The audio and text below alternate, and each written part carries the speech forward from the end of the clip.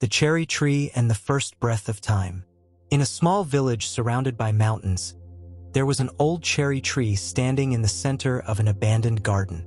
Its branches, twisted by time, bloomed every spring with ephemeral beauty.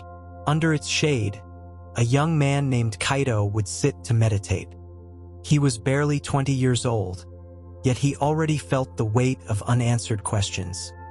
What is time? Why does everything change? What is the purpose of life? One day, as the flowers gently fell onto his lap, an old man approached. His face was marked by deep wrinkles, but his eyes shone with unwavering serenity. "Why do you sit here, young one?" the old man asked, his voice as soft as the wind. "I seek answers," Kaito replied. "I want to understand the meaning of life." The old man sat beside him and took a cherry blossom in his hands. "Look at this flower," he said. "It is beautiful, isn't it? But in a few days it will wither and fall to the ground. This is time. Everything that is born must die. Everything that begins must end. But within that cycle lies a lesson. The flower does not cling to its beauty.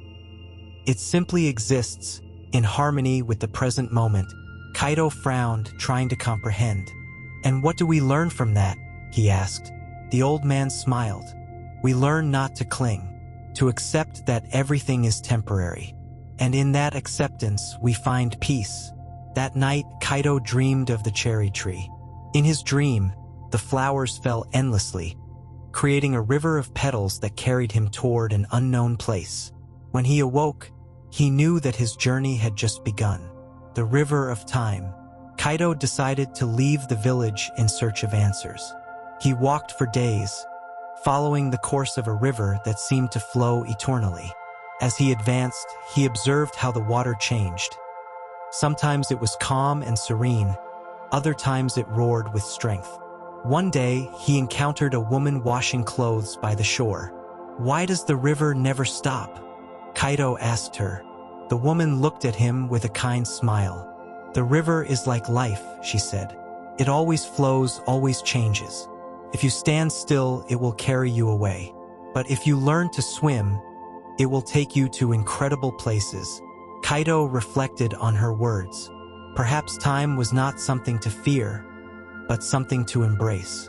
He continued his journey, feeling that each step brought him closer to a deeper truth. The meeting with the master. After weeks of travel, Kaito arrived at a temple atop a mountain. There, he met a Zen master named Ryokan. The master was known for his wisdom and his ability to see beyond appearances. "What do you seek, young one?" Ryokan asked. "I seek to understand the passage of time and the lessons of life," Kaito replied. The master nodded slowly. "Time is a mirror," he said. "It reflects what we are and what we have been. But we cannot dwell in the past nor worry about the future. The truth is in the present, in this exact moment." Kaito spent months in the temple, meditating and learning from Ryokan. He learned that time was not an enemy, but a teacher. Each day brought new lessons, new opportunities to grow, the seasons of the heart. Kaito spent a year in the temple, watching the seasons change the landscape around him.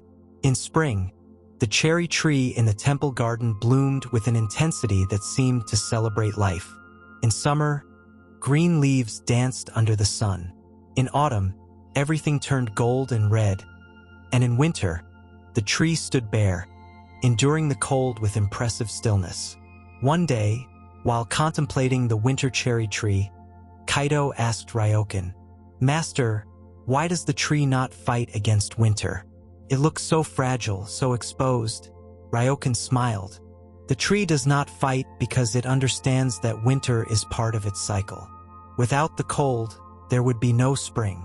Without loss, there would be no rebirth. It is the same with the human heart.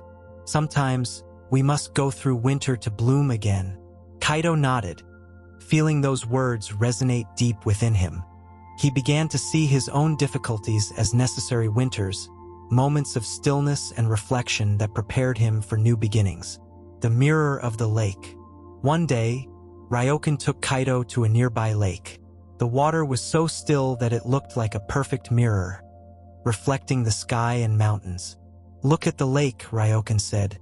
"When it is calm, it reflects the truth of things. But when the wind blows, the waves distort the image. Our mind is like this lake.